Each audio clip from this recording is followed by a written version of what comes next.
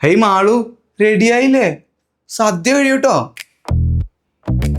ഈ സദ്യ എന്നൊക്കെ പറഞ്ഞ ഞങ്ങളുടെ സദ്യ നല്ല പാലക്കാടൻ മട്ടൻ ഇട്ട് ചോറിങ്ങനെ കൂന കൂട്ടി വെക്കും.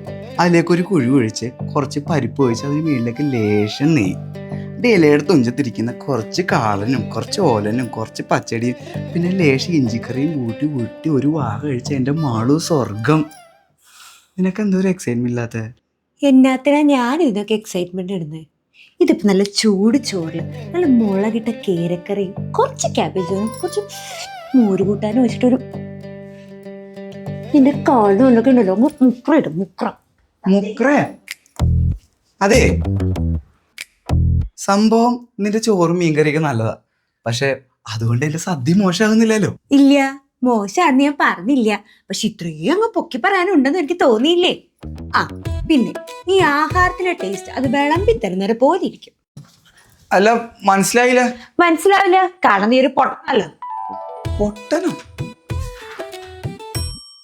ഇങ്ങനെ തലയും വാലും ഇല്ലാണ്ട് ഓരോന്ന് പറഞ്ഞിട്ട് പോയി കഴിഞ്ഞാൽ ബാക്കി കണ്ടുപിടിക്കാൻ ഡിറ്റക്റ്റീവ് ഒന്നും അല്ല മാളു. നമ്മുടെ കല്യാണം കഴിഞ്ഞ സമയത്ത് നിന്റെ ഏതോ ചിറ്റമ്മയോ കുറ്റമ്മയുടെ വീട്ടിൽ വിരുന്നിന് പോയത് ഓർമ്മയുണ്ടോ? ആ മലമ്പുഴ ഭാഗത്തും കണ്ടോ? ആ, ഇന്ദിര ചിറ്റമ്മയുടെ വീട്ടില്. അന്ന് എന്തെങ്കിലും ഫീൽ ചെയ്തു? അവിടുത്തെ നല്ല ഒന്നാന്തര സാമ്പാറിലായിരുന്നു മാളു. തീറ്റക്കാരല്ല പറഞ്ഞത്, അവർക്കാണെങ്കിൽ നമ്മുടെ കല്യാണത്തിന് തീരെ താല്പര്യം ഉണ്ടായിരുന്നില്ല. അത് കഴിഞ്ഞ് അവരുടെ വീട്ടിൽ ചെന്നപ്പോ വിളമ്പാന്നവർ മുഖം ഉണ്ടല്ലോ ഒരു കൊട്ടുണ്ടായിരുന്നു, പറയിപ്പിക്കരുത് തന്നെ കൊണ്ട്.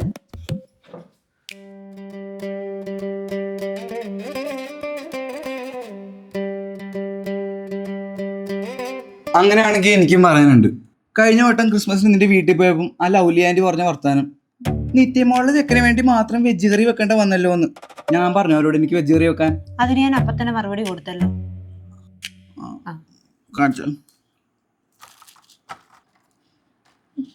കൊള്ളാലോ, പുതിയതാ. ഇപ്പൊ കല്യാണത്തിന് പോണോ വേണ്ടോ അത് പറ. നിനക്ക് പോണമെന്നുണ്ടോ? എന്റെ വീട്ടുകാരുടെ ഭാഗത്ത് നിനക്കൊരു ബുദ്ധിമുട്ടുണ്ടായിട്ടുണ്ടെങ്കിൽ എനിക്ക് കല്യാണത്തിന് പോകണ്ട. അപ്പൊ നിന്റെ പരിപ്പും സാമ്പാറും ഒക്കെ അത് സാരില്ല. എന്നെ കെട്ടിയതൊരു ബുദ്ധിമുട്ടായോ? പിന്നെ ഇപ്പൊ ഈ ബിസ്ക്കറ്റിന്റെ കാര്യം തന്നെ എടുക്കും. 50% ക്രഞ്ചി, 50% മെൽറ്റി, സോ ടേസ്റ്റി. രണ്ടും കൂടി ചേർത്തപ്പോ നമുക്ക് പുതിയൊരു ടേസ്റ്റ് കിട്ടിയില്ലേ? ഇത്രേ ഉള്ളൂ നമ്മുടെ ലൈഫിന്റെ കാര്യം. രുചി ഉണ്ടോ എന്ന് മാത്രം നോക്കിയാൽ മതി. ഓ, ഞാനെന്നാ നിനക്കൊരു മന്തി ഓർഡർ ചെയ്യട്ടെ?